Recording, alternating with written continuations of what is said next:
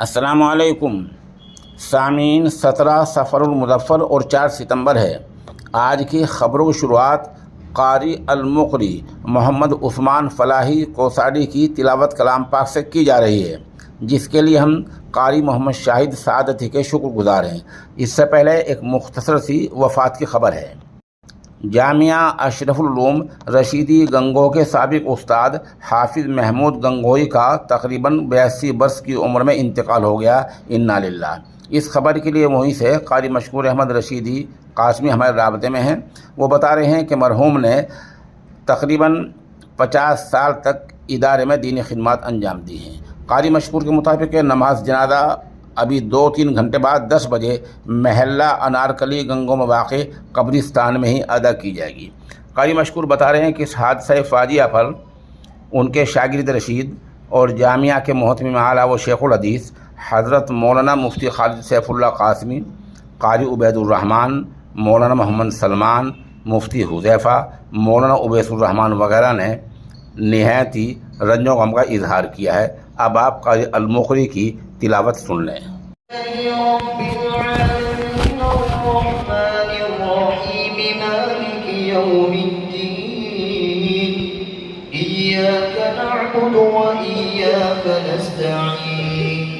اهدنا الصراط المستقيم صراط الذين أنعمت عليهم غير المغضوب عليهم ولا الضالين.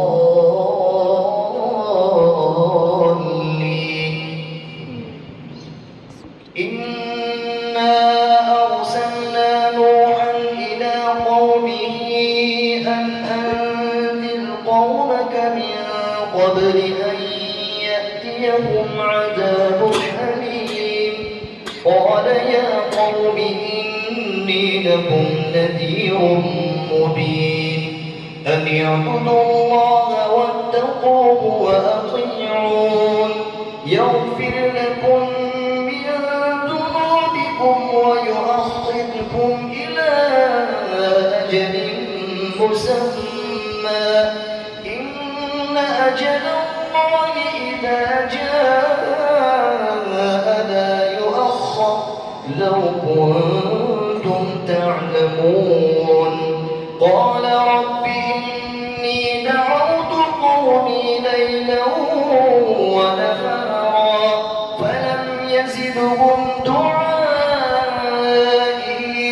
إلا فرارا وإني كلما دعوتهم لتغفر لهم جعلوا أصابعهم في آذانهم واستغشوا ثيابهم وأصروا واستكبروا استكبارا ثم إني دعوتهم جهارا ثم إني أعلنت لهم وأسررت لهم إسرارا فقلت استغفروا ربكم إنه كان غفارا يرسل السماء عليكم مدرارا ويمددكم بأموال وبنين ويجعل لكم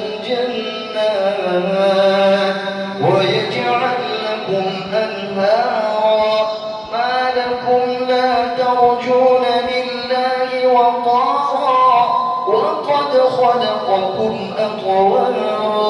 ألم تروا كيف خلق الله 7 سماوات طباقا وجعل القمر فيهن نورا وجعل الشمس سراجا والله أنبتكم من الأرض نباتا ثم يعيدكم فيها ويخرجكم إخراجا والله جعل لكم الأرض بساطا لتسلكوا منها سبلا